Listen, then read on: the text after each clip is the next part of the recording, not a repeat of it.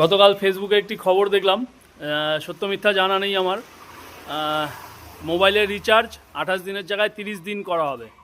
তো যাই হোক, এটা একটা খুব ভালো খবর, কারণ এর আগে রাঘব চাড্ডাজি, আমাদের মাননীয় সাংসদ রাঘব চাড্ডাজি এই নিয়ে সংসদে আলোচনা করেছিল যে সব কিছু আমাদের 30 দিনের হিসাব হলেও, আমাদের স্যালারি থেকে শুরু করে সব কিছু 30 দিনের হিসাব হলেও তো মোবাইলের রিচার্জ কেন 28 দিন থাকবে।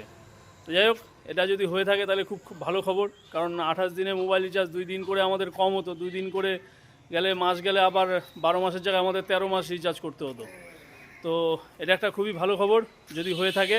যাই হোক, আমার সত্য মিথ্যা জানা নেই, সত্য মিথ্যা কী রয়েছে না রয়েছে জানাবেন, যদি হয়ে থাকে তো খুব ভালো খবর। গতকাল ফেসবুকে একটি খবর দেখলাম, সত্য মিথ্যা জানা নেই আমার।